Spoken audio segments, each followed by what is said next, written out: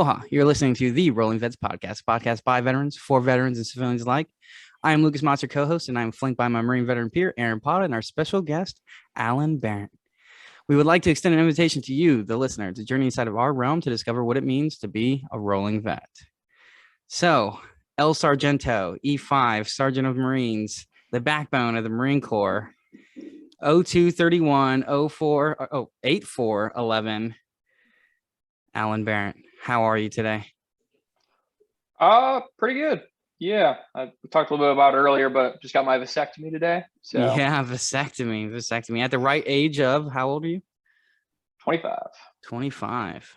I'm 25. Aaron, you're 20? About to be 24 here in a month. I'll be 24. Yeah. Aaron, do you think you're gonna get a vasectomy? Not anytime soon. I want to have kids first. You want to have kids? How many kids do you want to have? So ideally, right, one boy, one girl. Like that's okay. So preferably the boy first. You know, like that's just. But I said that too, but you know, shit happens. Yeah. Just keep going. Was your second kind of like an accident? Not to like put them on blast or anything. Right. Yeah. No, you're good. But it's personal business out there. It's always weird, and I think you guys will experience this at some point too, but the first kid is always like a huge deal. You guys plan it out like, I think we're ready to have kids, you know? Yeah. And the second one's like, if it happens, it happens. Oh, you kind of, it's just kind of how it is. Yeah. If you guys don't have that situation when you guys get there, let me know, but that's what I've seen. Okay. Yeah, you know what? Yeah, as soon as I, decide to have a kid, you're going to be the first when I call Alan. I'm not going to tell anybody else before I call you. For advice. Yeah, that'd be something like that. That'd be awesome. So, Alan, what do I do? So, Alan, other tthan a father, a great father at that, you are also a Marine. Mm-hmm. And once upon a time, you were a civilian. So, yep. Let's visit. Let's take a trip back in time and visit this civilian Alan, boot Alan, shower shoe Alan. Like, where did he grow up? What was his family like? What was his thoughts? Did he always want to go into the Marine Corps? Did he always want to get into the military? What was his goals and aspirations? This young Alan. Okay, so I started my life in Wisconsin. I grew up most of my life there. Never really left the state. Never really left the county, honestly. So just kind of existed over there. I had some family that was in the military. I knew they were all pretty successful because like most of my family is not successful. Yeah, I got a family that's worked in factory jobs that are dead end, that aren't going anywhere. Some of the other ones have other types of jobs, but essentially it's all the same thing. You know, they're not doing anything. Most of them haven't gone to college. But the ones that were in the military, I have an aunt in the Army. She just retired not too long ago. I got a cousin in the Navy who's actually in San Diego and was there when I graduated boot camp. Hey, San Diego life, let's go. Yeah, West Coast. Actually, well, he literally just moved to like Spain because he was stationed there for like 7 years. It was ridiculous. That's awesome. Oh, wow. Okay. But I knew like those guys were doing great things, and I compared that to my family, and I was like, I'm gonna go do that. So that was kind of where the military interest sparked. I saw it as like a stepping stone. Wasn't really sure if I wanted to make a career out of it or if I just wanted to reap the benefits. But my grandpa was also like a World War II vet Marine. I had a lot of respect for him growing up. Never had a father or anything like that, so I guess he was like the closest father figure I had. Okay, so kind of like very great like family influence on you wanting to get into it. And when you say stepping stone, definitely want to explore that a little bit. When you said stepping stone, did you already have sort of like an end game in mind? You said you weren't sure if you wanted to make a career after it, but I wonder if you ever thought about life if you didn't do it. I mean, that's the thing. Like even now, I really don't know. And back then I didn't either, because I had, thoughts like, ooh, I want to be a teacher maybe, or I want to do psychology or whatever. Really didn't have any concrete plan. And I kind of also saw the Marines as a way to procrastinate that decision a little bit longer. Get my college paid for, get my life started a little bit, and then just get more time to figure out what I really want to do. So that was a big influencer for it as well. I was actually, and looking back at this as a recruiter, it's really interesting. But I did set up an appointment to actually like talk with the Army a little bit more. Yeah. I think they couldn't find my house, so they never met with me. So that's cool. But So this is Marines interesting. found me. Yeah. What's up? So this is interesting because the last guest we had on here was the good old Jackson Grant. He had Army at the very bottom of his list, and we got Mr. Behreandt over here with the Army at the top. Why the Army? So Army was not at the top of my list. Okay, I'll jot that down real quick. I was pretty much open to it. I was flirting with it. Yeah. It was the ugly girl at the bar. You're flirting Exactly. with it. The one that's like last resort, like last ditch effort. I'd I got to say- go home with someone. Here we go. No, Marines was definitely my top pick, but you know, when you're growing up, everyone's like, you gotta look at all your options and all that crap. So, and now that I'm a recruiter, I fucking hate that. But back then, I was like, You don't you want guys are them so to have nice and happy options? about my future. Yeah. It's not that I don't found want you to have first. options, but like, hey, first to contact, first to contract, baby. That's how it works. Oh my god. But back then, like, I agreed to meet them at least Yeah. because, you know, it just Out made of sense. Like, respect. sure, I'll look into it. Out of respect for their family. Yeah, but then they never fucking showed up and never contacted me after that. So I was like, okay. Motherfuckers, they missed out. Yeah, because when I met with the Marines, I signed paperwork right away. So. And so when you did that, what made you want to go into intel? Like, what was your draw to it? So the way the recruiter explained it to me back then, he said it was for smarter folks. I thought that was cool.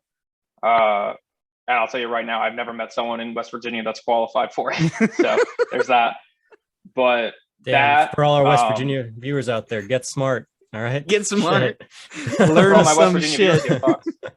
Get learned. But yeah, but I'd say that they mentioned like, oh, you get a top secret clearance. Re-enlistment bonuses were always nice. Like, it's just a more high demand job is the way he threw it to me. Honestly, he probably doesn't need the spot filled, but I really liked what he was talking about. So when I asked for like my top 3 picks, Intel was first. I think I put logistics or some shit second, and then I don't even know what my third one was, but I got Intel. So infantry never even popped into your mind. You're like, no, fuck that shit. I don't know. Like, I think it was my family that mostly steered me away from it. Okay. And I kind of just caved into what they were telling me to do at the time. So I was like, Intel sounds cool, sounds practical, good for when I want to get out and do something else, that sort of thing. So all right. And ended up being what I did. And so the schoolhouse is in what, Monterey Bay, California? Virginia Beach. Virginia Beach. Which one's I think is it the linguist school that's in Monterey Bay? Is that what I'm thinking of? It might be because like the Navy and the Marine Corps have like their Intel school all in Virginia Beach right there. So in Norfolk, basically. You're at Norfolk, is that where it's at? Yeah. Okay, I've been down there. Yeah, I actually vacationed there last year. Okay. Yeah, so it's a pretty close vacation. Damn, so like close to like after you got out, you're like, oh, I want to hang around Marines again. Let me go Norfolk. No, it's a naval base. There weren't really a whole lot of Marines there. I don't think it's basically only schoolhouse Marines that are out there. Yeah. There's like a couple small bases maybe, but yeah, I mean, dude, I live like 10 minutes from the Naval Academy. So like I see those dickheads all the time, like walking around. Go visit Terrell, he's over there. Dude, I fucking hit him up and I don't think he hit me back. So if he's fucking listening to this, fuck you. Nah, he seems plebbier. He probably doesn't have much time. Yeah, probably doesn't. Oh yeah, that's true. But yeah, I know he was busy over the summer. Yeah. So I told him, I was like, dude, if you ever want to go out and do something, like I'm fucking like 15 minutes away from you. But yeah, you see those fuckers because they have to go out in their uniforms all the time. And it was like walking around and shit. And I fuck with them so much. I like fuck with them and like stop and like salute them and shit. Like, and they'll just think I'm some dickhead civilian and they'll just like shake their head. And I'm like, okay, I'm fucking boot. All right. Noted. I fucking hate it when people do that out here because I got to go out and wear uniform all the time when I'm recruiting and stuff. So that comes up. Had some old dude, like he saluted me and said, "Thank you for your service, soldier." I get that shit so much. So like, how do you respond if someone salutes you and you're in uniform? Like, do you have to salute back? Like how does that work? No. Exactly. You don't salute. You don't salute back. You want to be polite about. You don't salute. You don't salute the. Yeah, you don't salute the homie back. I'll just wave him and say, "Yeah, thanks, man." I don't know. That dude was old and thanks, fucking man. weird. So Give him the shaka. Hell yeah. Yeah. I don't know. Well, like there'll be some people will do shit like that, and then they ask you for money because they're a crackhead. So I'm like, no. Thank you for your service. Now pay me so I Yeah. can get drugs. No, I'm not even kidding though. Like someone used that. He said like, "Oh, I saw that you're a Marine, Semper Fi, brother," and then he was like asking me to get a ride. I don't know what the fuck he was doing. Dude was high as shit. I could tell.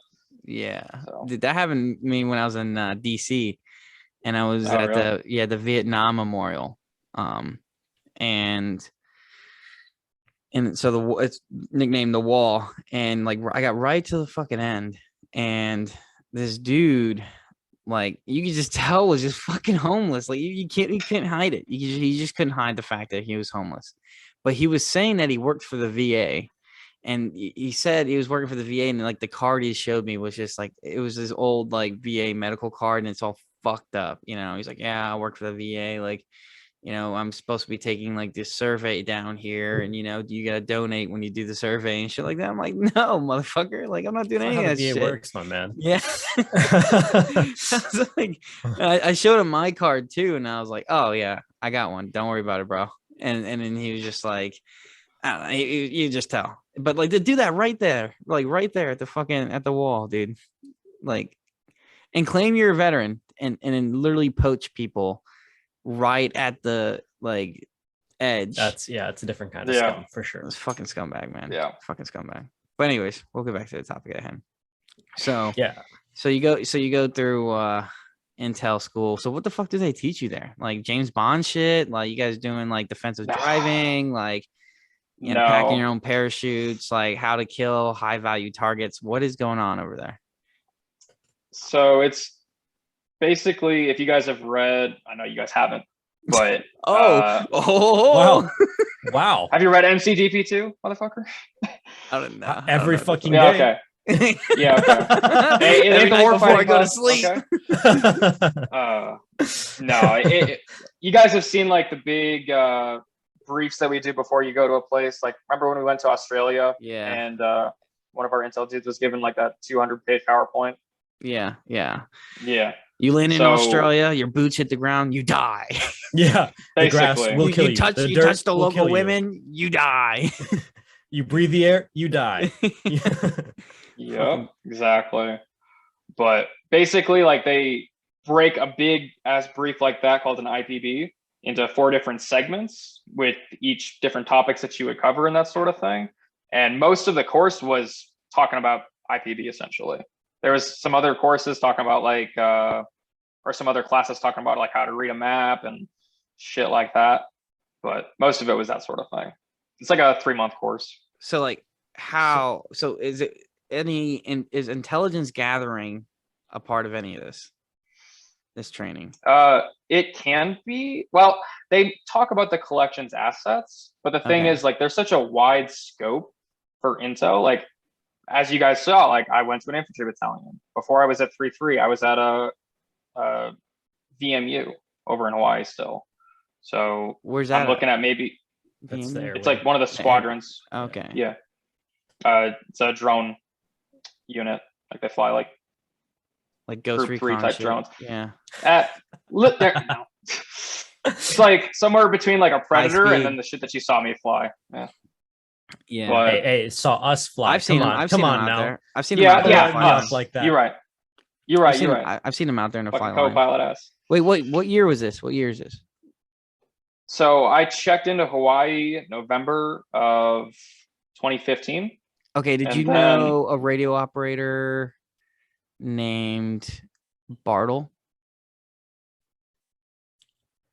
What rank was he around the time? He fucking Lance Corporal maybe. PFC. Doesn't sound too familiar. I only had like a couple friends in the S6. I didn't really hang with those folks. Okay, just wondering because I'm pretty sure he was in that unit too, and then he also got sent to 3-3. Now I did know there was a couple people there that were from there. I think like one of the gunnies was from BMU, and then he came to 3-3. Okay. So I've seen it before, but basically, like with my job, you could go to a squadron, you could go to an infantry unit, you could go to an artillery unit. Like you have basically no restriction on where you can go in the Marines. Okay. So your first destination, like what was your like day-to-day job? Like what did that look like? What did that entail? At VMU? Yeah. It was very TFC Lance Corporal bullshit. Like I really didn't like VMU that much. You always had horror stories to tell about that unit. Let's hear some. Well, Yeah. it was just uneventful. Spill the Like you look beans. at, yeah. So when I was there, like I didn't do shit. Like I went to Arizona once as like an augment to a bigger thing that they had down there, WTI. And Yuma? Is that in Yuma? Yep. And I did that for like a month, which was kind of cool, I guess. But they didn't really do, I didn't go on any deployments with them. They normally did like rotations to the Philippines, I guess. Yeah. But they either stopped doing that or I just never got to be a part of that sort of thing. And that was one of the big reasons I wanted to join too. I also wanted to travel a lot. Mhm. So when I left there, like if I had stayed at VMU my entire first enlistment, I probably would have got out because I wasn't happy with what happened. But after I PCA'd over to 3-3 and started doing all the fun stuff that we did, like I was like, this is awesome. When was that? When did you transfer over officially? Because I remember seeing you around, but I forget your actual date. It was like a month before we went to PTA to prep for our first UDP. So not the one that I was with you guys with, but the one before that. Oh, so it you was like still in the workup of that. So you were only in VMU for like a year and some change. Yeah, and I was actually fapped out to the armory for some of that too. Okay. So yeah, you weren't there that long. Okay. No, not too long, So- thankfully. Okay. I was still at Lance when I left there. So were you here for like when we went to Thailand, Philippines, Korea, all that, or okay? I was with Yeah. HNS at the time. I Oh, wasn't okay. with you guys. That's why I was like, I don't remember. Yeah, I seeing don't think I that. noticed you, dude, Yeah. until like You showed up. this. At Well, the this, CSE. well, the second workup, I think is when Yeah. I noticed you. Yeah. or something, yeah. Well, what happened was because Cole. I was Yeah, supposed dude, to, I like, do used the to I transition with forgot all Cole. about him. I Yeah, forgot exactly. all about him. Because For I our remember viewers that like don't know, like this is like we served with Allen Behreandt here. All right, I think we forgot to mention this. We're all in the same Yeah. unit. Yeah. Different MOSs, but yeah, mhm. roommates. At What one happened point with in him was Australia. oh, go ahead. No, you're good. You're good. Okay. Because he and I were gonna do like our transition time when we were going to like Bougainville, like the The first one. Boondockers or whatever. And then it was like the day before he called me saying, hey, I have a family emergency back home. I gotta go. You're gonna do it all by yourself. Oh, He like gave me a shit. packing list. And Potty, remember that's when I fucked up the packing list and brought that heavy ass back? No, I can't say You that, don't I remember did, that? but I believe it. I believe Which it. Bougainville? Which Bougainville was this? No, It was like right after the last deployment. Yeah. So was the our first very one? first stop. Our very first stop. Yeah, it would have been Oh. like 2017, 2018. some shit Okay, like that's that. when we like hiked up to the range on base and shit, right? That was the backyard. Yeah, one? like, we hiked up to the Okay. Mount Town and all that shit. Yeah. Okay. Yeah. Okay. I remember that shit. Yeah. That shit was fun. I think I rode in the Humvee. Yeah, got some motor pics. You with weren't I think. humping. You weren't humping out there with us. I think it was Rivera and I in the Humvee. You yeah. motherfucker. Yeah. No, I think you I got it humped mixed the up shit because out. I remember you helped me carry my pack. I'm still fucking upset about that. Oh, okay. Maybe that was a different time then. Oh yeah. Yeah. So you overpacked? So no, I was confused because, like I said, I was at an air wing unit before. I never dealt with that shit. Oh, Yeah. dude, But- I remember this. He Yeah, shows up no, with the no, main no, no, no, no, no, no, pack. no. Oh, So- man. They told us like a day pack loadout and there was a main pack loadout. So I packed the main pack, even though we all left them at the fucking blockhouse and we took our day packs over there. Like I was like, I gotta bring the whole thing, whatever. I was so confused why nobody else did. Fucking And I was stuck bug with it. move. I know. So that was a I bad first remember day. this. Yeah, I think you were I you were a felt- corporal at the time, right? When you were there. Yeah, I was like a Oh, brand new that's even I was corporal. like- worse. and then I you- know. I never I never saw him lived it struggling. down. Actually, my first interaction with you, I was just a witness. I wasn't even like, I already you what know you're exactly what I'm talking about. Let's hear it. Let's hear it. So it was our first time in PTA, and Oh. like I'm walking. I think we're gonna go. I think we're all gonna go shave or something, and it's me, First Sergeant Moon, and Staff Sergeant Rogers. Now Gunny Forgot Rogers. about him too. Yeah. Shit. So I was walking with them, like shooting the shit, you know. Well, I wouldn't say shooting the shit, you know, fucking, you know, what is it, fraternization? But like, you know, shooting the shit, like fucking walking up the fucking this hill to go to the bathrooms. And Where was this at? this is a PTA at the consolidation, yeah. Okay.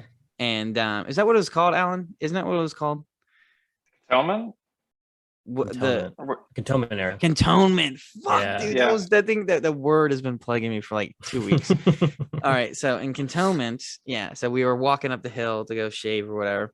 And so we're walking this way. Alan's walking this way. And Alan's in, dude, his waffle tops and his grid bottoms, flip-flops, like all types of fucked up, like walking to the head.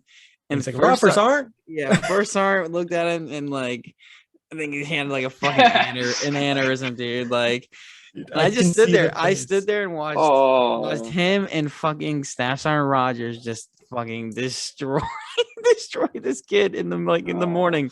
It was balls early. Oh, dude. Dude, I was still in my rack. I remember him walking back to get changed because he was the rack right next to mine. Yeah. And he just had this like sad puppy dog face. He's like, I didn't know we couldn't wear this. And I'm just like, I wasn't I'm with still trying to India like at the wake up. time. He wasn't with India at the time. Oh, okay. This is No. a That different was time then. Yeah, I was still in H&S for that. Yeah, he was. I thought you meant like the happy suit top. I'm thinking about ITX. No. This was PTA. No, This you're was thinking the about first something PTA. else. You're Yeah. talking about something else. This then. was like 2017. This was PTA 2017. I had not even been to 3-3 for like a month at that point. Yeah, dude, it was fucking So hysterical. I Like, never used it before. I thought it was like interchangeable. Yeah, I So, wish. I learned I wish that it they was would. not. Yeah, the So hard way. what was the exact vocabulary? Was it like, this is not how we do it. We're not fucking. No, so First Sergeant Moon actually looked at me like Oh. because I was the one that spotted it, and I was like, "What?" I was like, "First Sergeant, what the fuck?" And and then he looked and then he looked at me and was like, and he was like, "God damn it, Moss!" He's like, "I gotta do this shit this early," and I was like, no one's gotta tell you to do anything, First Sergeant. You gotta do anything." And then Staff Sergeant Rogers was like, "Let's get him. Let's fucking get him." And then I was like, I mean, I'm at that point, I'm only like a lance corporal. I'm like, all right, y'all fucking, I'm gonna stand right here and watch and fucking joke about it after you guys get back. Yeah, man, that was a good time. But yeah, that was my first interaction. And then Yeah.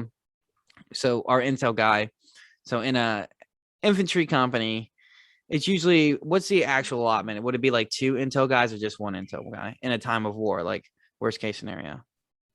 It depends on what type of war, what type of conflict and everything. It's really based off of like what the CO wants for their company. Yeah. Like if he wanted to and he had a good argument for it, you could probably get 2.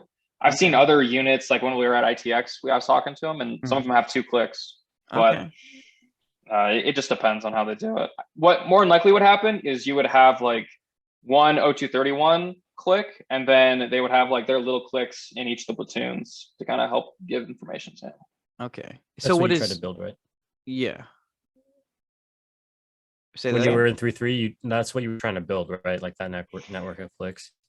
Kind of towards the back end of it, yeah. But I had never been to the official click course, and I think all the guys in India that went to said click course were either like squad leaders or whatever by the Yeah. time I actually started working there. Yeah. So it was that weird transitional time because the CO or the battalion commander at the time wasn't a huge fan of clicks. Yeah. So kind of ended up being that way. So what is your job like as a click? What does that look like? Like whenever you're in garrison and then whenever we're in the field? Again, it really depends on what the unit has planned for it. Every unit does it differently from Yeah. what I've seen. What about with 3-3? every- What was it like with 3-3? While I was at 3-3, essentially I would go back to the S2 and do everything with the S2. I was fully attached to them and everything. And then when we would go to the field or we would go on deployments or field ops within deployments or whatever the case is, then I would either get temporarily attached to you guys or no shit, change and put on your numbers. It just depends. Okay. And then so what were your like tasks? What were you responsible for? Basically just making sure, honestly, a lot of it was maps, just map bullshit. Yeah, like making maps. Not always making them. Like if we were going to a new place, then yes. Like when we Yeah. went to Australia, we had to mass print all the fucking Australian maps. Yeah. When we went to, I think, Thailand and South Korea on the first go around, again, it was the same bullshit. So it all depends on if we've been there before. Otherwise, we probably have them in storage somewhere. But just like the printing them off if needed to be printed, laminating them if they needed to be laminated, which all of them did, and then disseminating them to everybody. And it was always this fucking issue of like, do we have enough maps? Do we not have enough maps? Oh, we have augments that suddenly want maps, and everyone fucking needs one evidently. So Yeah. it became a big thing that way. So that was always something we had to deal with. And as clicks, it was always like, okay, India company CEO, tell me what we need. Cool, I will do my best to get that. Aaron, weren't you a Click Marine? Yeah, so I think I was probably one of the first Marines. Yeah, you were one of the first Click Marines.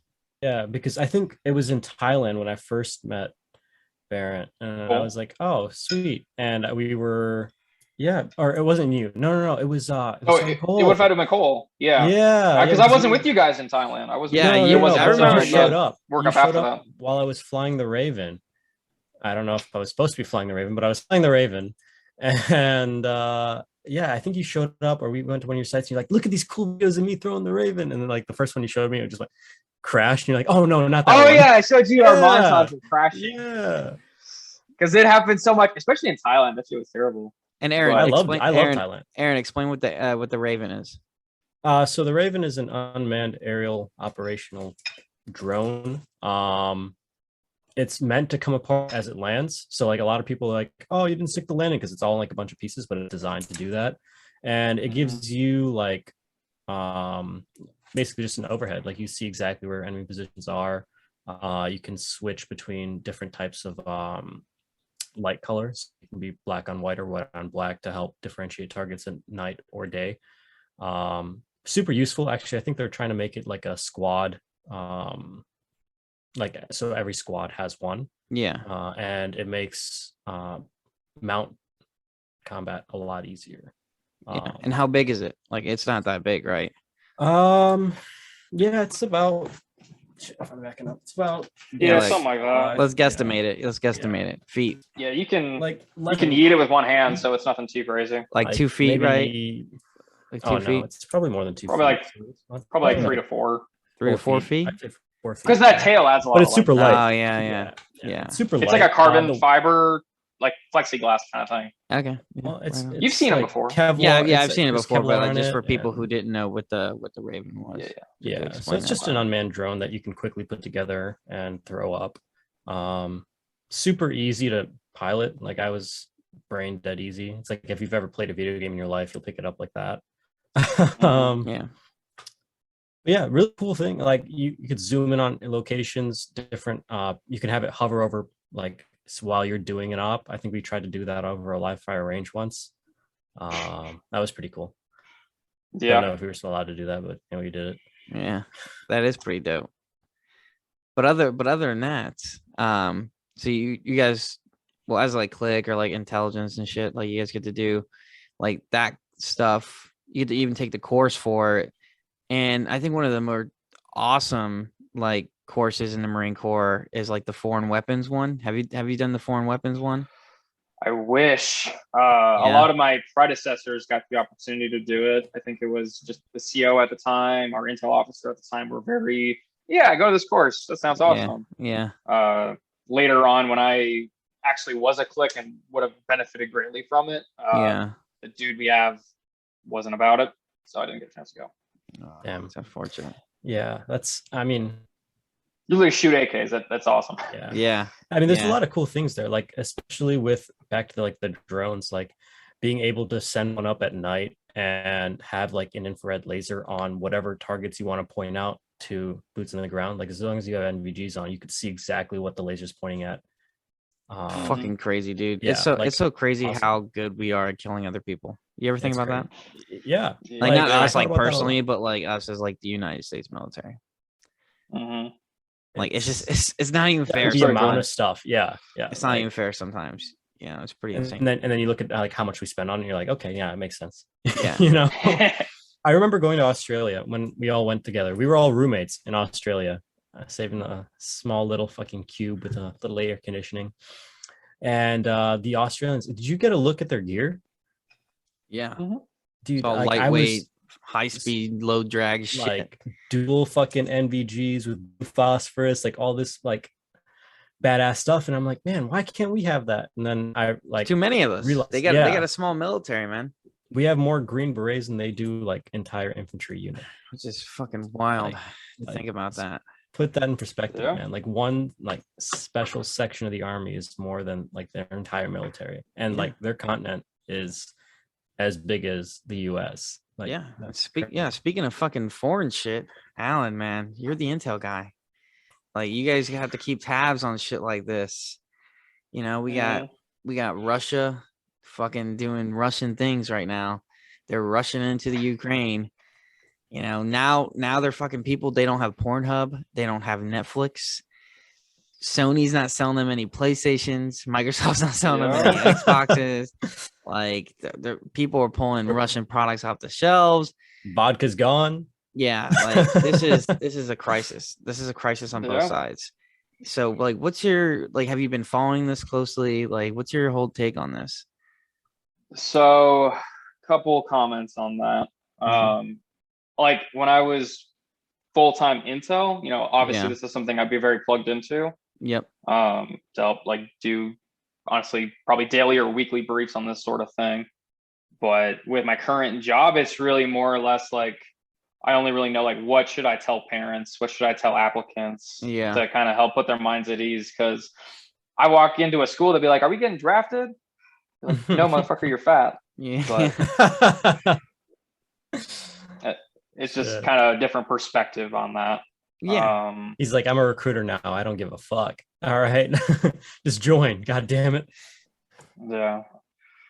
I mean, it's an interesting situation to be sure. I feel like it's almost kind of like pre-World War II stuff going on. Yeah. But with 2022 technology, like people are making memes about it, people making TikToks about it.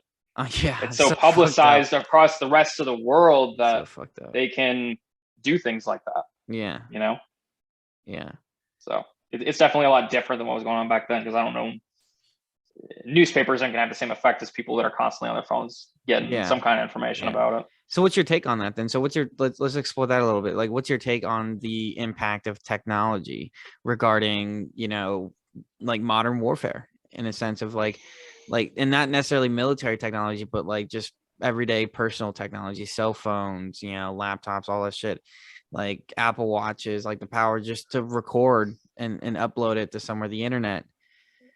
Like how has that changed things? You like I would say over like the last decade or so, because warfare is now changed. There was no fucking there was some cell phones, I guess, in Iraq, but like, and maybe some It in wasn't the same thing. Afghanistan, but it's not like everyone had one. So how does that make things differently? So I think a lot of it, there's a handful of different things to kind of explore. One, if people are in a foreign country and they have those types of devices, it's not impossible for that sort of thing to potentially be tracked. Yeah. You know what I mean? Like, it would not be that unheard of if, you discover troop movements based off of just geotagging or having your location services on if you're not careful with that sort of thing. Hell, going back to current politics, I think, I don't know how reliable the source is, so if you want to cite me, whatever, but people were matching with Russian military on like Tinder or some shit, and they'd be catfishing them for information about like troop movements. Yeah. Like they were fucking doing it. That's probably pretty because they don't dope. get OPSEC training, but That's they don't get that annual OPSEC training.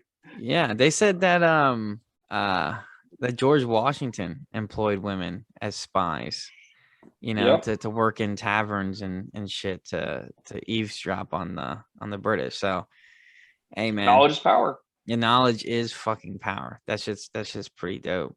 So yeah, man. So that you're having, so you no longer have to really worry about enemy intelligence like alone, like military intelligence. You have to worry about the local populace is the one collecting info and data on you the entire time. Like, what do you think it's like in that like Russian soldier's mindset when he's in this fucking country that he probably doesn't want to be in? Let's be honest. and Yeah. he's being recorded every step he took. I mean, I'd be shitting my fucking pants, dude. I'd be shitting my pants. I mean, everyone, honestly, everyone would know where I was constantly. I'd be yeah. paranoid as shit. So that's the thing. Like, again, I'll say it now, so that way I don't have to say it later. But my views do not express what the Marine Corps thinks at all. This is just my personal thoughts as Allen Behreandt. All right, but I think even if it was able to be taken, Ukraine, I don't think they would be able to hold it. Okay. As far as like manpower goes, I think the civilian population is very keen on not giving anything away. Mm. It'd be a very long, bloody, drawn-out battle that's not in their favor because it seems like the entire world is against them. Yeah. What do you think, Aaron? You think the Ukrainians can outlast them? So, I mean, as for us going to war over Ukraine, it's not going to happen. Yeah, it's not that's a NATO not gonna happen country. for sure. Yeah. No. But at the same time, like, can they take over? Yes. Is there a reason for them to take it over? Also, yes. Russia is constantly felt at threat from NATO countries, and them taking over Ukraine gives them a choke point on the western side of their country that there's easier to hold than if Ukraine was about to be accepted into NATO, which they were looking at. Originally, I think back in 2014, they invaded Crimea. Ukraine and they took over Crimean Peninsula. The Ukrainians kind of pissed off about that, so they actually cut water supply to Crimea. It has no fresh water source except for a dam that was built by the USSR. So it was choking off water to Crimea, and the Russians weren't able to get it to the Crimean Peninsula that they just took over. So this invasion was justified by the Russians for that reason. But it also okay. So you use the word justify. Interesting. Yeah. And it Yeah, also 6 years gives later. them a better geographic location to 8 defend the years rest later. of their country. But like, I always talk shit about like, the US doing all these sanctions and like, oh man, what is it gonna do? But like, I really looked into it last week because it really got me interested. I looked into it. It was like Russia might be the 14th largest supplier of oil to the rest of the world, but their GDP is the equivalent of Spain's. So, I mean, every NATO country and the US implying no flight zone, no Russian flight landing or taking off in our countries. Yeah, embargoes and shit.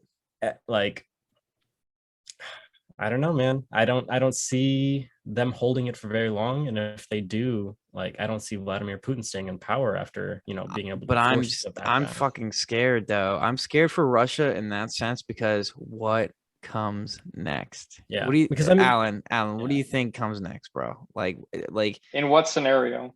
In a scenario in which that the world, puts all these sanctions on Russia, which they have. Russia's economy literally collapses and thus following their government collapses. What are you worried about what could possibly reap its head from that internal turmoil, or would you trust the Russian population? And I know you're not Russian or a Russian official, but would you think that they would get their shit together and put into place something a lot more progressive and less oppressive?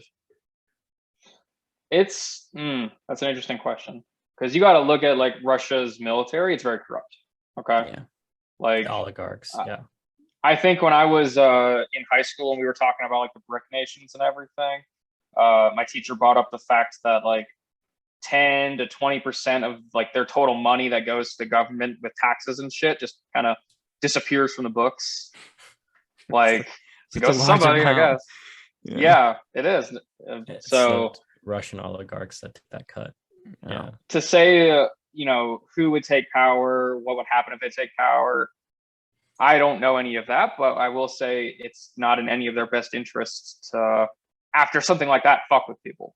Yeah. So yeah, like they'd be trying to rebuild, establish dominance within their own country as opposed to being assholes somewhere else. Yeah, I would think. Yeah, and then how do you think that would turn out, Aaron? Like in a sense of what do you think would be the possibilities of that happening? So, I mean, one possibility, right? Just like the USSR collapsed, it would be the same with Russia, like a bunch of smaller neighboring states and fighting over territory, maybe, conflict for another decade, perhaps, right? Of like, hey, no, we want this. No, this is ours.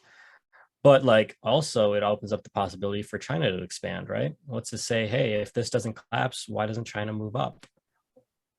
Yeah. That's the other They've thing. been looking for People expansion. They've been doing this through economics, the Great Road Initiative, taking over ports in other countries. Who's to say they don't move up? people So, I forget mean, sometimes. That's a yeah. good point. Russia and China are not always friends.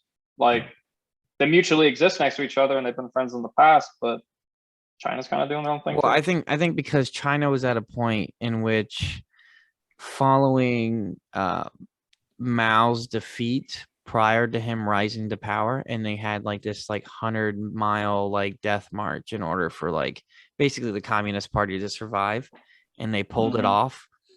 It was after that is when they actually started receiving like support from Russia, and the Russian government gave them so much fucking support that they fueled this communist movement in China. And because of that, Russia has always been kind of like, and they did the same thing like by proxy China to North Korea, where Russia takes on this role of like the big brother. They are the big brother communist country. They are the ones that are fueling these like these insurgencies and shit like that, that are like communist leaning. They were the NVA, the North Vietnamese Army, same thing. The Russians, they Yep. had Russians, what's the word? Where you go, Advisors. advisors. Yeah, they have Liaisons. liaisons, Russian advisors there, like the whole nine. Like it's It's they've a reoccurring theme. Yeah. it's a Korea, reoccurring exactly, it's a Middle reoccurring East. theme, and that's why I think. But China has became so powerful like on their own since then that now it's just like, yo, like I'm just as big as you are now, kind of thing. Like we can do our shit. We don't need you fucking telling us what to do anymore, kind of thing. Yeah. Like I think that's kind of like added a lot of strain, because once China got involved in like the 1950s during the Korean War, the Korean conflict, what have you. Like that's when they started becoming like a world power. Once they challenged the United Nations and defeated Americans, like that's when people were like, okay, so China is really nothing to fuck with, because the Japanese kind of had their way with them for the most part in World War II. Yeah. And I think Mhm. especially after the USSR collapsed, China lost a lot of respect for the Russians implementing a democracy, right? Yep. So like China's kind of like the bastard, or Russia's like the bastard child, right? It's not a democracy, but it's not, communist either. It's just kind of like there, So Yeah. I don't know. Yeah. It's fun to speculate about these things, but like it is a really like real question, like what happens, Yeah. And I don't think we'll know until it happens. Yeah.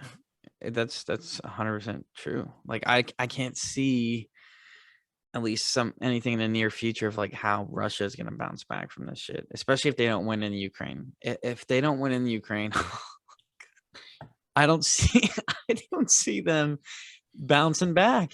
I just Yeah. can't. I don't know. I don't know what would become of that, and it's scary. I'm scared like for them, because like think about like here in the United States, if our fucking country like just collapsed one day, just economy, government no longer in existence, like the turmoil between people, like how divided people are already, in our democracy. Like to think about how more divided they would be if we were in a scenario like that. It's And kind of it's strange to put it in that perspective. yeah, and it brings back to like ancient Rome. It's like how did that big society just collapse? Like it could be Yeah. just as quick, Yeah. So take heed. Yeah, definitely take heed. So Alan, I tell you what, but there's a very, very, very tiny, basically almost impossible chance that the United States gets involved. But I tell you what, if they did, your recruiting days, buddy, you wouldn't have to work a day in your life. I mean, I don't know. That's an interesting point to bring up too, because Yeah. I had one kid. I was literally talking to him like right as that stuff started to escalate, and I got paperwork on him and everything. He wanted to join the reserves, granted, but he was like all about it. Then more news came out, and he texted me like, "Hey, I've just been thinking. I don't think it's for me anymore." And I'm like, "Motherfucker, is this because of Ukraine?" And he was like, "Yeah." Wow. So I was like, So "Okay, good. We didn't want you anyways. All right. Yeah. Like Yeah. fuck. Yeah, Alan, were you one of those motherfuckers in boot camp when you get there and they're like, yo, we're cutting your fucking boot camp short. Like, we're going to fucking war. like all you guys right from here, we're going to the fucking rifle range, and then we're sending you to the front lines. Like, you get to fucking quit right now. Just put your head down and raise your fucking hands. Were you one of the motherfuckers that raised his hands? I don't even know if they did that with us. They didn't do that with What? me. I Yeah. don't. I What? don't That think must they be an did. East Coast thing then. Yeah, maybe. East Yeah. Coast, East Coast. I'm just kidding. East Coast, I'm not- trash coast. Yeah. Yeah. So okay. So go back to it. So you've been recruiting now for a year. So what was recruiting school? Well, did you choose? Did you get histed? Like, explain that.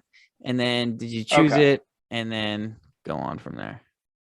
So it was towards the end of that last deployment where I was coming up on my reenlistment. Mhm. So I was trying to figure out what it is I wanted to do next, whether it be try to request the monitor to send me like some cool intel unit or do like some kind of cool billet that way. Like I said before, I'm thinking about doing 20. So I decided I was going to try my shot at an SDA just so that way I could get that under my belt, knock it out while I'm still young, and hopefully be able to recruit better. Yeah. So I put it in like about that time. It was before COVID that I even was thinking about it. It was before COVID that I even got approved.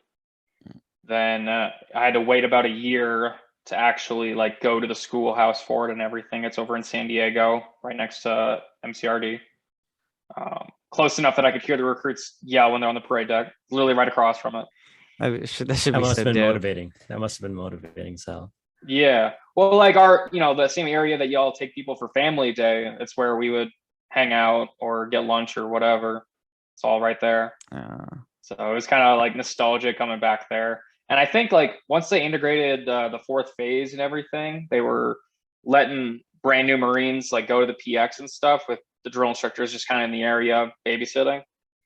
And I'd be like in my civvies, like going to the PX, just grabbing a fucking 12 pack or something. They like do the whole fucking back out of the way thing when I'm going through. I'll be like, dude, just chill. I'm just here to buy beer.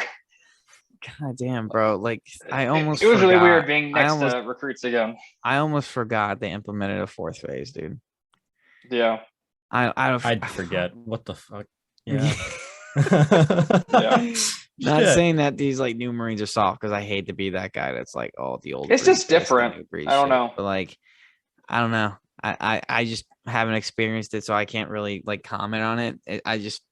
Yeah. I saw it as if it wasn't broke, don't fix it, kind of thing. Mm-hmm. I mean, That's The whole my point is thing. like Marine Corps boot camp's a very traditional Yeah. ceremonial thing when you compare it to other branches. So Yes. I don't know. I mean, they've But- obviously changed it in the past for it to become the system that it is today. But Yeah, for sure. yeah, you've had to Speaking change it of a couple which, times. I've been sending people to boot camp, obviously, for my job and Yeah, everything. If you're trying yeah. to get a brand new Marine on here, that's something that might be possible. Oh, okay. A So, little just something to think booter, get a about. little fucking. Yeah. Okay. Mm, I'll Something to think about. definitely Okay. think about getting a little fucking shower shoe on here. Yeah. You don't got to, you but- already know they're only going to talk we- about boot are- camp stories. Yeah, all day. That's true. Are we allowed to haze them? Haze No, is a like- strong word. We're allowed to Enforced training. big No, brother him. but- Yeah. Okay. Okay. So Indoctrinate him in the thi- ways. the interesting thing about like finding people out here is these guys need to get the fuck out of here. Yeah. I've never met a kid that didn't need to get the fuck out of here and didn't have some kind of way to do it. Yeah. So that's what's like always been really frustrating for me out here is I'll find someone that needs something, needs the military. What do you mean by that? So like elaborate on that when you say that somebody Okay. needs something. So one kid I talked to, he got his girlfriend pregnant while he was in high school. Doesn't really have a solid plan to actually start providing for that sort of thing. Is thinking about college, but needs parents' help. His girlfriend lives in a trailer with her family. They're poor as shit. His family's poor as shit. I've seen their house. All right. I probably make more than all four of them combined. God damn. Fuck. So I look at shit like that and I'm like, you fucking need this to actually get your life started, man. Yeah. And they'll be like, yeah, you're probably right, but I'm a bitch. I don't know. You heard it here first, folks. Yeah. You don't join your Well, like, bitch. yeah. But and that's one situation. Some of them, their families are just all about drugs. or they're just poor, they're working dead-end jobs, their families have been working dead-end jobs, they have no future. Some of them are not that smart, and they say, oh, I'm just going to go to college. And it's like, you got a 32 on the ASVAB, big dog. Is that what you really want to do? Like, you have an hard time in school, in high school, and yet you want to go to college. You have problems there too, and just pay for it, I guess. So I don't know. You have no faith. You have no faith in those young men and women. I did at first, but then they killed it. Here's a fun fact. I've been out here, didn't they? They're all jacked Yeah. up on Mountain Dew. Yeah. It's just little things that happen continuously every single time, all with different kids. Yeah. That makes you start to do that, right? Because like, I'll tell you this. I've been out here for a year. Before we even like sit down and have a Marine Corps type conversation with folks, we give them a practice ASVAB to see what they get. Because if you get a bad score on that, I can either tell you, hey, study and come back, or we can actually talk, because I know you can at least pass. Because that's one of the big problems out here is West Virginia education. Yeah. So most, like, I want to say, well, I've never had anyone, I've never had anyone fail, come back, pass, and actually go to MEPS and contract. I've never seen it. Would they fail, don't come back, or they fail? They fail, and I never hear from them again. They fail, and I never hear from them again. They don't want to put in the hard work to try to pass. Yeah, I tell them they got to study, and they don't study. That's why when someone gets below a 20, I usually don't hit them up again. A 20? Don't you get like a 20 for putting your name on it? What do you think is the lowest score I've seen? Bro, I would say a 12. Moss? Shit. I would say, fuck, 7. I was thinking 7, but no. I give him a little more faith than 7. Lowest 4? I've seen personally is a 4.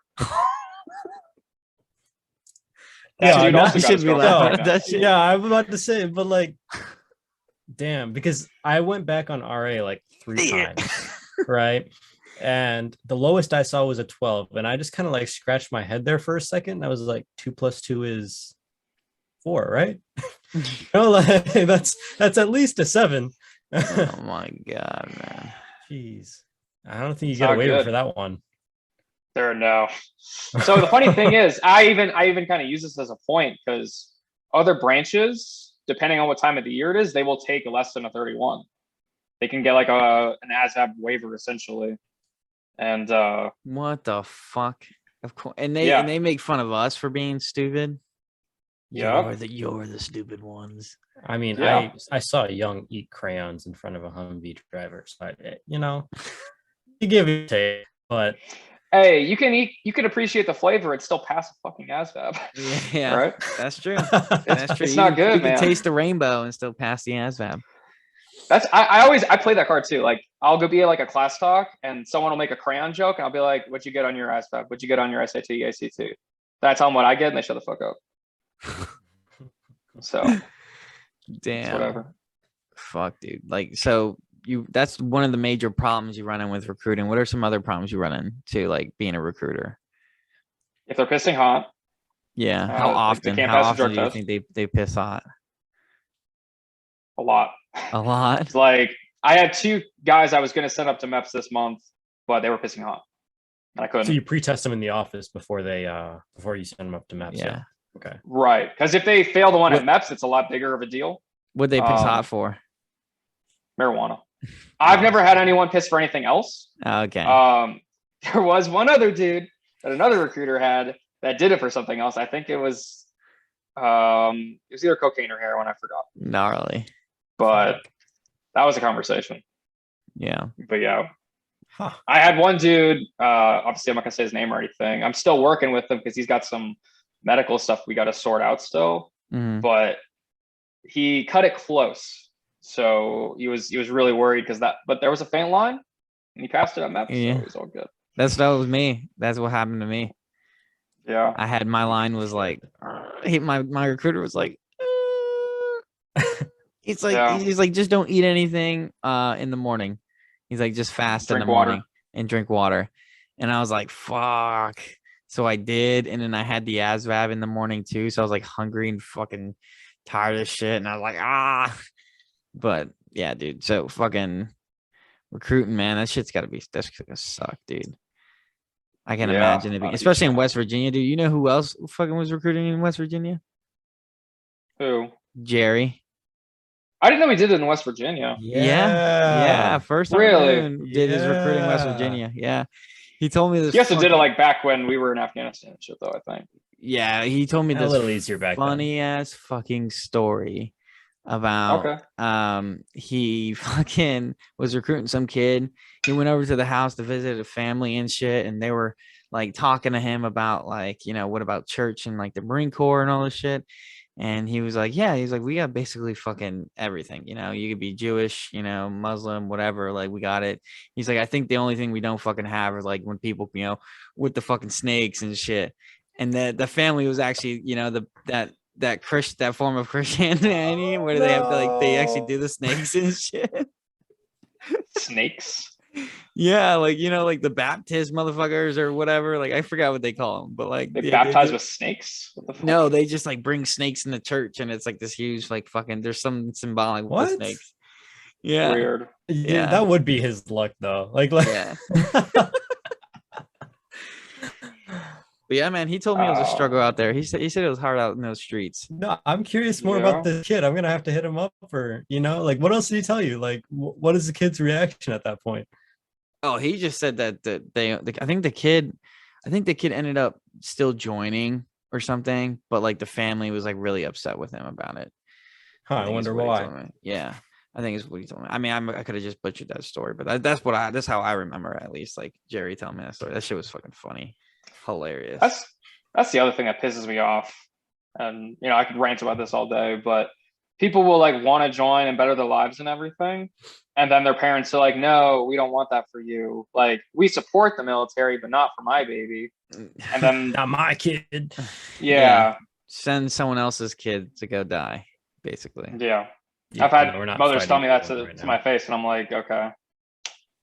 Whatever. That's fucking So crazy. like recruiting school, how does it like teach you to deal with those situations? Like how Oh yeah, do you what do you talk to even parents? fucking Yeah. learn in recruiting school? Like, So there's a couple different things. One of them is like the actual like enlistment process. You know, like you start by, you know, obtaining names so that way you can call people or hit people up or go to schools or whatever. And it goes all the way from that process to like actual prospecting activities, trying to find people.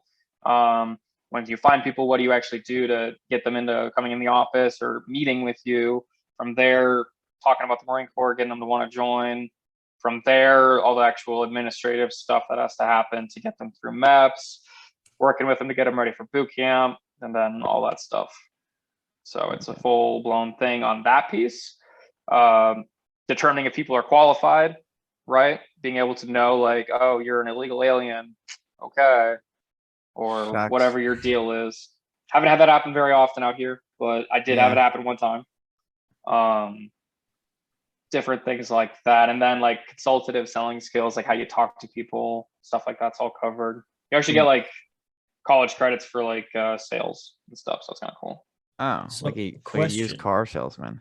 With the illegal alien stuff, right? Because I remember there was this guy in boot camp. He was like a Chinese citizen that gained American citizenship by going through boot camp. Yeah.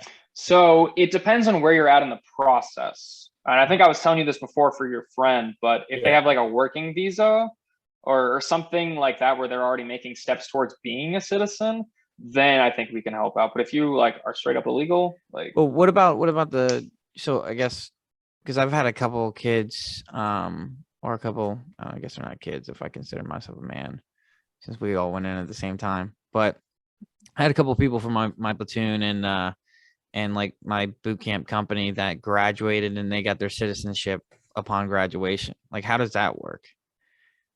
Yeah. Have you So I- done what I'm that? talking about. Yeah, so that's what you're talking about, Aaron? me personally, I have Okay. not, just because we almost have no. Yeah, diversity. We don't. It's not much of a melting pot over here, Yeah. right? So Me personally, I haven't dealt with it. A lot of the recruiters in like Texas or California might on a more frequent basis. Mhm. But I think basically what the military does is it helps expedite the process once you've actually started it. So you have Okay. to start normally- working towards a visa before. Right. Because I have talked to people that have naturalized, and that process can take them like 7+ years. Yeah, Any a given- very long time. It's a big process, I think now it's closer to like 10 years. probably. Yeah. Wow. But if you do the military at some point in that, I think it expedites it so that way you can actually qualify for citizenship. So, Yeah, it's supposed to because be I've had rare. that happen when I was in boot camp too. People did it to help Yeah. with that process. Yeah, I had like 2 or 3 guys, I think, that I had got their to, yeah. citizenship upon graduation, which I thought was super Enlisted. dope. Yeah, like it was like super deal for them. Like, like that's crazy. Yeah. Yeah. One of them was, I think, from Mexico, and now he's a U.S. citizen. And then the other one was from China, and Okay. like barely, both of them barely spoke very much English, but like they got the yes sir, no sir, I sir down really good, and that was that. That's fucking funny. I wonder if Molina did that because he was from the Philippines before. I just don't know Yeah. at one point he moved. Yeah, that's Yeah. true. That's true. I don't I remember. thought Filipinos. I thought that was something like that, something like Puerto Rico, because Puerto Ricans get a green card, like when they're considered Puerto Ricans Puerto qualify to be U.S. citizens because citizens. it's Yeah, like yeah, they're not a US state, but they're territory. a state. they're a state. I Yeah. don't know if it's like that with the Philippines. I had the No, Philippines. was Philippines something is its similar. own country, right? Yeah. Because they're their Yeah. own I don't think country, so. they have to That's like true. renounce their citizenship from the Philippines. That's Whereas true, we I guess. consider like Guatemala, all that, we consider that a U.S. territory. Or Okay. Guam, Yeah. sorry, not Guam. Guam. Yeah. Fuck. Yeah. Guatemala. That'd be cool. That'd be cool too. We'd have better coffee here. I don't drink coffee, but that was just a guess. But This mango monster, baby. yeah, dude, I was actually checking that out, bro. I fuck with those pretty hard, bro. Like the zero sugar ones. I'm not sure how fucking bad they are for you, like in reality, but Don't do the zero sugar. Just mango monster, bro. That's it. I can't do that. Mango man. monsters and Red Bull. I'm That's trying it. to be a healthy guy. I don't know. Yeah. Healthy? I try to Yo, avoid. I never zero thought I sugar heard stuff. those words come out of your mouth, Lucas. Health? What? Yeah, trying to be healthy. Huh. Yeah. Okay, well, I so need to Alan, what do switch you with so you what so you said earlier that you're not sure like what you still want to do, like because eventually, dude, you're gonna have to go back to civilian life. Like that is a Yeah. fact. So what are you thinking about that, man? Like have you started like using your TA or anything, like your tuition assistance, or like what do you have an idea of like what you would even want to do on the outside? Yeah. So a couple different things on that. Like I was telling you before, I don't think I told you this yet, but I'm actually not going to be a recruiter for much longer. I did not get certified to stay out here. Basically, I suck as a recruiter, so they're going to send me back to do intel stuff. Which is not a bad once thing. I- It's not a bad thing. Yeah. No, very it's like hard, a- especially during COVID. It's a personality thing as well. Yeah. My CO even told me, like, I think you're a good Marine. I just don't think you're a good fit to recruit in West Virginia. Yeah. So I'm not going to get anything adverse. I'll still keep my career good and everything. I'm not going to like get denied for reenlistment or anything like that. Yeah. And then you said that you So- could possibly still be like histed for another B billet. I mean, that's always going to be a possibility. It's Oh, sure. just because when you do get histed, or if you ever get histed, essentially what it is you have to put in a package for both recruiting and drill instructor, Mm-hmm. and you can pick a preference and that sort of thing. So if I did get histed, I would just say to go drill instructor because I tried recruiting and it didn't work out. Yeah. I mean, there's Um, other B billets for you though, right? Like you don't have to go to one of those. There's, Yeah. What is it? I mean, there's other Like, FSC options, stuff. but I think if you get histed, you kind of get to choose between those two. I'm not Okay. really sure. You know, I always thought like, what is that? MSG at like Yeah. some fucking embassy somewhere. Like I thought that would be dope as hell. Yeah. Technically, that's not a SDA anymore, though. That Yeah. kind of Really? sucks. Yeah. That I really couldn't blows. I couldn't do it because of my tattoos. Well, they updated the policy, so I Well, don't know if that'd be a problem still. Well, I mean, I'm not fucking getting back in. Well, Are you kidding me? I bro? know. Like, I'm just hell saying. no. I'm He's like, just I saying. did my time. I'd go fight for the Ukraine before I re-enlist in the U.S. military. Yeah. I would be Right. a foreign Pick up fighter truck and two in ARs. Ukraine. Yeah, before I go back in as a Marine again. 100%. 100 fucking percent. Yeah. But to go back to your your previous question about like what I want to do and stuff. Mhm. As dumb as it sounds, I mean, it doesn't sound dumb, I don't think, but Then don't knock it, bro. Don't knock it if you want to do it, yeah, bro. you're good. So I mentioned like I was thinking about maybe being a teacher before I joined. That was something I was looking at, but teachers kind of get shit for pay. They get treated like shit. It ain't the best gig when it comes to that stuff. However, if you are a JROTC instructor, I didn't realize it. Like I thought that shit was dumb as fuck until I actually started working with instructors and everything for my job. Yeah. Like you literally, so you retire at 20 years, you still got to do a career for it. But if you get a job as an instructor after you retire, the school board has to match your pension. So that way you get full pay. Ah. So you're literally making, like if I retired as a first sergeant or a sergeant major, I'd be getting paid as that rank to be a teacher. That's and pretty you still dope. get all your VA benefits and everything because you're out at that point. And then no school hires you because they don't want to pay you.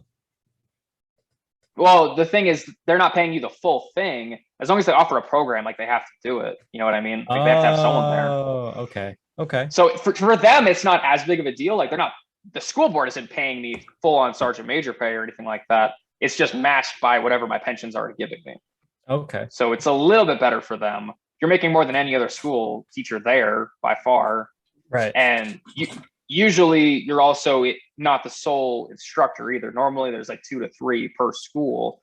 So they'll like alternate the classes and stuff like that. And you said that that's teach classes for like half a day. You said that's JROTC, right? Yeah. Yeah. So essentially you can like do like half a day's worth of classes and be getting paid sergeant major pay. That's dope. So that's There's actually a place near me that was hiring for like a similar job like that. Yeah, they were hiring like someone from like the military or like recently out. I looked into it. I was basically like I would go there and just haze these kids and shit. So that's essentially what it is. Yeah, you're also it's supposed to like groom them to be better citizens and everything because a lot of those kids need that.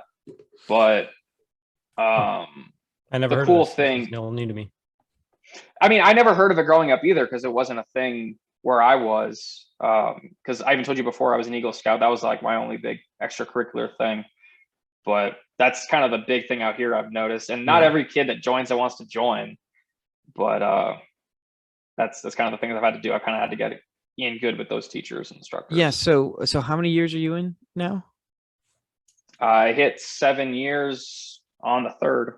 Okay, so you're in 7 years and you want to do the full 20. So what are you thinking? Like, so in order to be that instructor, you really don't need to go to college, right? You technically to meet all the requirements you do, but it can be waived as to how much. Like you're supposed to have a bachelor's degree by the time you get to that point, preferably in teaching, obviously. But if they're hurting for people and you find a school that needs that spot filled and you request to go there or whatever, there's a dude, different branch, mind you, I think it's Air Force, but he only has an associate's in, I don't even think it's in teaching, and he managed to get a job there. So you can kind of make do with what you got there. Yes, because I mean, because you have 2 kids and stuff, I was wondering if you ever thought about like maybe passing your like GI Bill off. If that's I was thinking about that. I've thought about it. At the same time, I kind of have that concept of no one paid for my college. Son, you can always join the military yourself and get it. You perfectly healthy boy. Yeah. I do have like some money that I'm saving up in like an Acorns account for Willow, but that's more so like when she gets married, so that we can have a nice wedding. Okay. I might give them my GI Bill. I might. It depends on what I do. Like if I do 20, use my TA that entire time and get whatever I want with that. I don't need it anymore. Sure. So we'll kind of see how I play it from here. I don't have time to do TA now that I'm still recruiting, but I think when I check into whatever unit I go to next, I'll definitely want to go into it. Yeah. Kids will be older by then too. Definitely tap into that. That's something that kind of sucked, especially Aaron, you can relate how like, being in an infantry unit, dude, you no fucking time to use TA, bro. Yeah. No way you can use TA. Like it's not even fucking worth it. I think bro. I got like maybe 2 course credits done, and that was like in the 6 months that we had off, like at the very end. You know what I mean? Yeah. Like it's just, you never know like what your schedule is going to be. Like people ask me all the time, like, oh, what was your day to day in the Marine Corps? It's like, well, I hate every when day people was ask that. different, you Yeah. know, like it depended on the day. Do we have a fucking gas mask training? Do we have a hike? Do we have this, that, Or whatever? both, or Yeah, at the or do we have a field op going into the fucking gas mask training like the very next morning? Mhm. I don't like. There's just it's super unpredictable, and then I'm sure like the instructors that do this are super understanding, but like at the same time, like there's no way I could do everything expected of me as a Marine and then still be able to have time to do courses as well. yeah, Yeah. I definitely feel that. So now, like, looking back on all that, Alan, like, if you could speak to your younger self, like, what advice would you give to younger Alan, like already in the Marine Corps, like just starting off, like just graduated boot camp?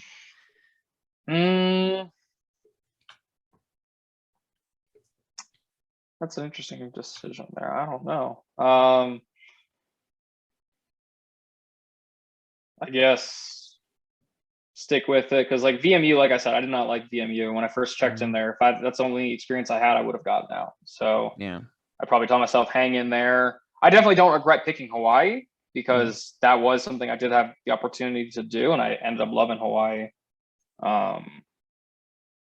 Shit, though, I don't know what I would say to myself. Everything kind of worked out. You know what I mean? Like I got married shortly after. That worked out great. Having kids, that worked out great. I don't know. Just kind of roll with it, I guess. Yeah. And I'll throw another curveball at you. What is if you had the opportunity to ask your future self one question, what would you ask him? How far in the future are we talking? Like you are, so in this hypothetical universe, multiverse, scenario, you did your 20 years, you're out. What would you tell you? Like, what would you ask yourself about? Should I stay in or should I get out? I guess. That's really what it boils down to. Good question. Was it worth it? Was it worth it? Yeah, I Was mean, it worth it? What did it cost? Everything. I know it's worth it. And Yeah. I know it's worth it because I've talked to countless people out here. I've talked to countless people while I was in the Marines, everything. Out here as a recruiter, I talked to a ridiculous amount of people. A lot of them are old as hell. Mm-hmm. A lot of them say that they wish they had joined when they were younger, this, that, or the other. But how many times have you talked to a veteran that was like, man, fuck that, I never should have served? That's true. I mean, I'm sure That's there's the some thing. out there. Yeah, I'm sure there's some out there. There's some that had a bad taste in their mouth from it. Yeah. But the overwhelming majority look lost back limbs. at the stuff that they did. Yeah. But I've seen it even then where they're still supportive of it. Yeah. You know? Yeah.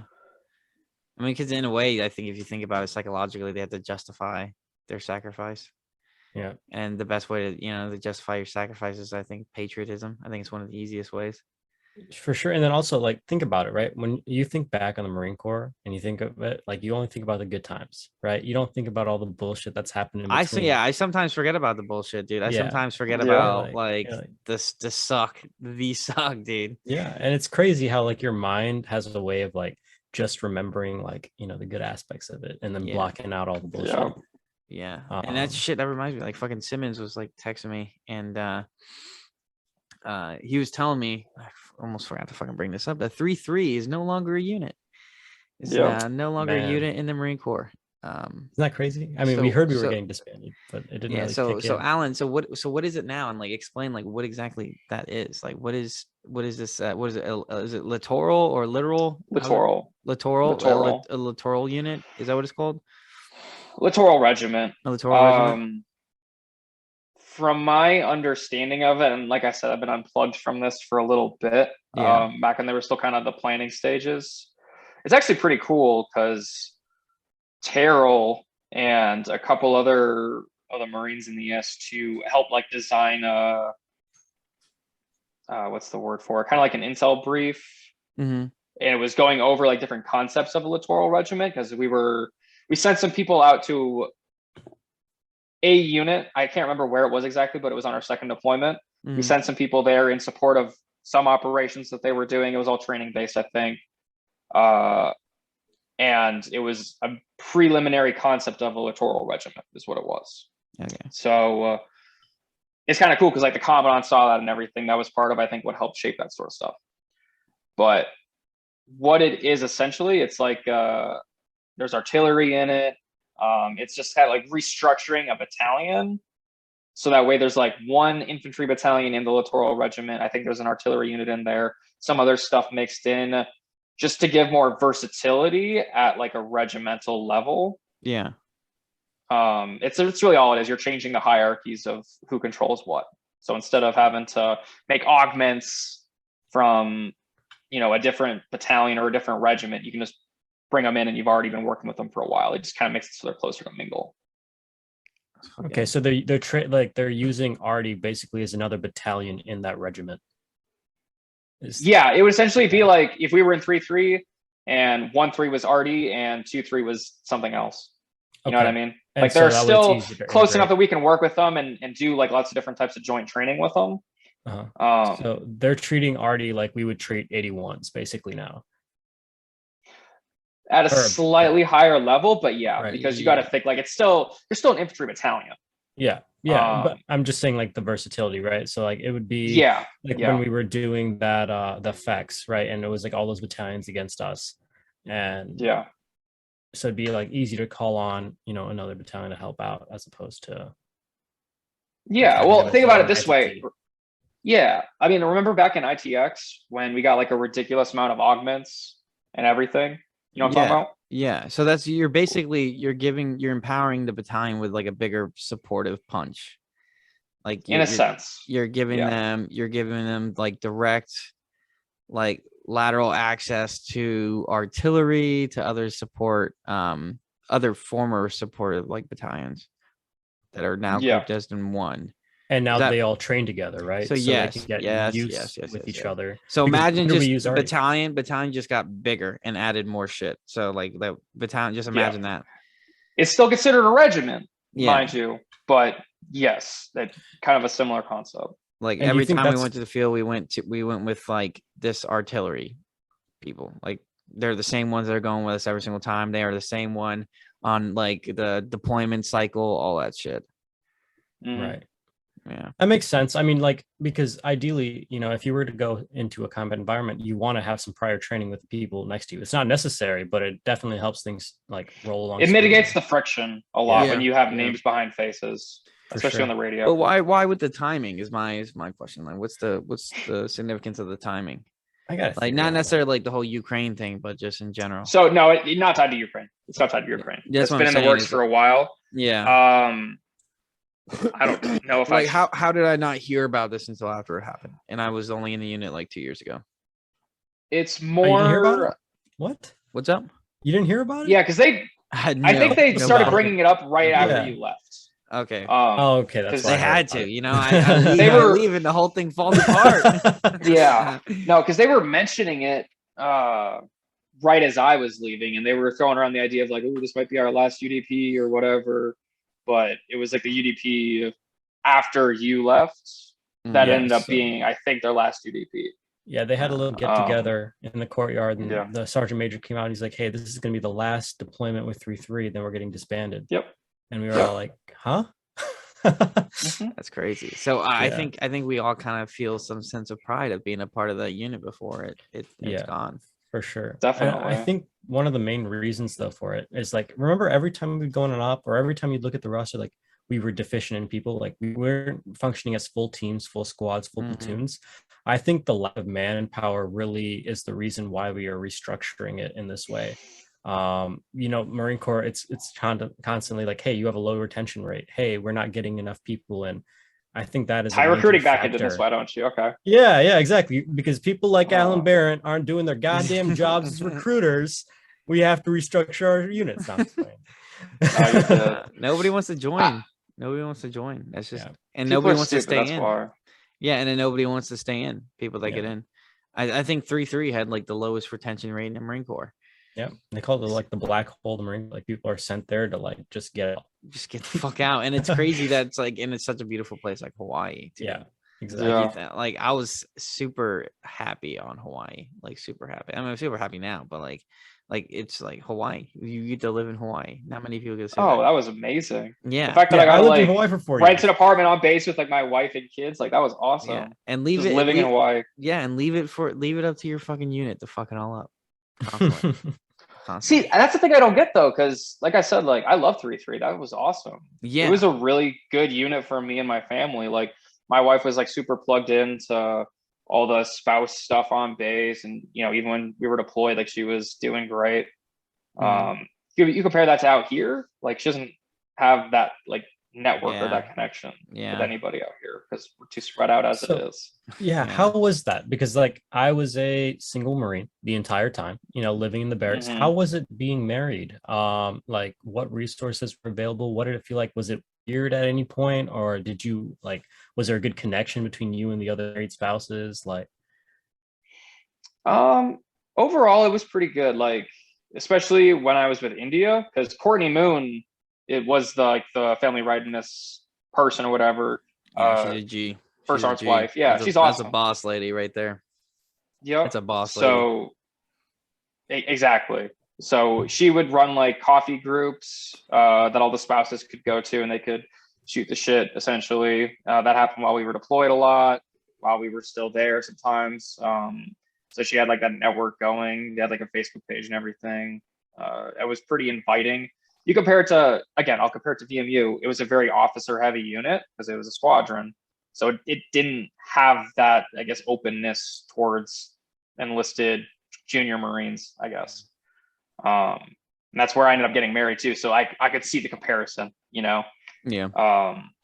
So then when we came to 3-3 and everyone had spouses because everyone wants to get married young, like by the time that happened, like Emma was like a senior spouse. Obviously there's no rank structure or bullshit, but senior spouse. Don't want to get into that. Let's not act like there isn't a hierarchy to dependas. Let's not act like there is not. Well, I mean, totally they put it on themselves, but yeah, it's like the mafia, bro. They're like the fucking mafia. Really? I know. I had no experience with like any of the dependos. Dude, so dependas are the my dependas husband's the fucking a captain. mob. Yeah, they're a fucking mob, dude. Like for sure. Like they're mob wives almost, except they're military wives. But dude, they're like that was the one thing like never wanted to get involved with was like the spousal stuff, like aspects of like the Marine Corps, dude. Like that shit. Only time there's horror stories. There's horror stories, legitimate horror stories. Let's hear one.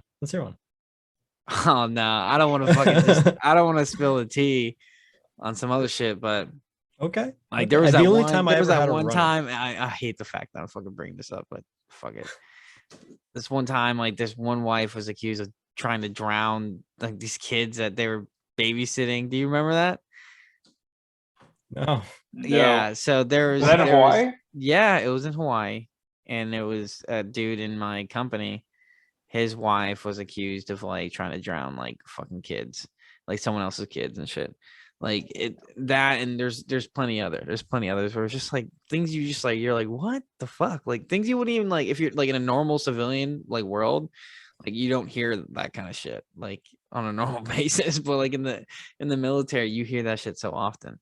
Like I've never heard of anyone drowning kids on the Look, norm. attempting to drown kids. She did not drown the kids. The kids survived. Wait, so she was like actually found like she was hired to babysit the kid. Yeah, but like I think it all turned out to be like so what happened was like these fucking people hired her to babysit their kids. They came back early and she was holding these kids underwater and shit. But I think it was like all like misconstrued or whatever, like she was playing with them or something like that. I don't know. But yeah, that's a fucking thing. That was a thing. I'm not gonna speculate on this any longer, but yeah. It's crazy. Yeah, the only time I ever ran into dependents was like in the commissary back when COVID first hit and everybody was like trying to buy all the toilet paper and we'd get off work and everything would be sold out and be like, yo, what the fuck? Like I need fucking TP for my room, god damn it. I'm not gonna wipe my own ass with a fucking, I don't know, dirty rag on the corner. Like what the fuck? Baby wipes, boy. Well, yeah. So I think those were sold out too. It's like, okay, now I got all this candy paint stuck to my face. You want me to shave? Yeah. I grow hair, motherfucker. Like, yeah. So Alan, man, it was fucking great having you on, dude. I haven't talked to you in fucking forever, bro. Yeah, it's been it's been a hot minute. Yeah, I've been bad with keeping in contact with people, honestly. I feel like we all I'll try to like yeah. Whenever I have like really long drives, I'll try to call people and just shoot the shit. That's really the only time I have. Yeah. So Yeah, I definitely feel that. I mean, you're a busy fucking man, dude. You're a fucking dad. You're a recruiter. You know, you're still fucking Marine. So I get it, bro. I definitely fucking get it. Aaron, you have any last questions? Last questions? No, man. I got some advice though. Chin up. All right. Whatever's Yeah. next, just roll through it. Even if it's another Yeah. unit like VMU, man, just stick it out, do the best you can, and keep rolling. I hope you get on to the that 20. prize. Yeah, eye on the prize. 20 years, man. Been great. So, Alan, so we already asked you like what advice you'd give to your younger self. What are some just advice you'd give to people right now? Just, based off your experiences in the Marine Corps to like another Marine. people to another Marine. Yeah. I or mean, to someone who's interested in, joining or to it, that kind of shit. if you're interested in joining, set up an appointment, talk to me. If you're just joining, you're trying to figure out what you want to do, like just find someone that you look up to and just learn from them. Find a good NCO that is not a piece of shit and just emulate them in every way that you can. And then take advantage of all your benefits, take advantage of the TA, invest in your TSP for fuck's sake. Don't leave it in the Yeah. general fund, like 90%. Don't leave it in the G fund. Yeah. Yeah. Hell, we just got a new recruiter and he said that he still has the stuff in the G fund. I'm like, motherfucker, you're a sergeant. You can't be doing that. All right. I think I have like 50 grand in mine right now. And I've only been putting into it for like the past 4 years. Big Like people. obviously I put in like 20% of what I make, which is kind of damn. aggressive. Yeah. Yeah. But I mean, I've been It's able gonna to pay survive. off. It's gonna pay off, brother. It's gonna fucking pay Yeah. off. Damn, But- fucking leave it at that. Yeah. Yeah, for sure. I just, I feel like we always touch up on that the TSP using your benefits, but it's always like the very last thing. It's like a side note. One of these days, man, we're gonna make that episode. and it's Okay, gonna yeah, be we fucking gotta, front and center. we definitely have to dive in. We have to dive into Yeah. the retirement But- aspect because I think that's a very, especially since they changed it like right before I got out. Yeah. Yeah. like the I got a difference. pretty good understanding of it. It's not super complicated. So we might have to get you back on because I have no understanding of the new system. Like, gotta have to do a lot of research on that. Yeah, But, yeah. I'd We love could to hear talk. their input. We could talk money for sure. Yeah. Yeah, I love money. Which you guys are all interested in. Yeah, awesome. Mhm. Well, Yeah. here we are. You stuck with us all the way to the end. We thank you for listening. We want our listeners to know if your pack becomes too heavy, don't drop it. The Veterans Crisis Hotline can be reached at 1-800-273-8255. If you'd like to enjoy more content, don't forget to subscribe, simplify, and keep rolling on. Hey, Rah. Hey,